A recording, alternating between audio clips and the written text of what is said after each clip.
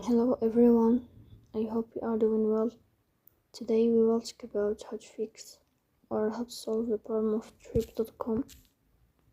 You click on settings. Here you click on apps, default apps, app, settings. In this list you will search about the application of trip.com and you will click. Here you will go to first stop and you will click OK. Here you will go to storage, then we click on clear cache. In the end you will turn off your phone and you will restart your phone again to fix that problem. So please don't forget to support us by like and subscribe. See you.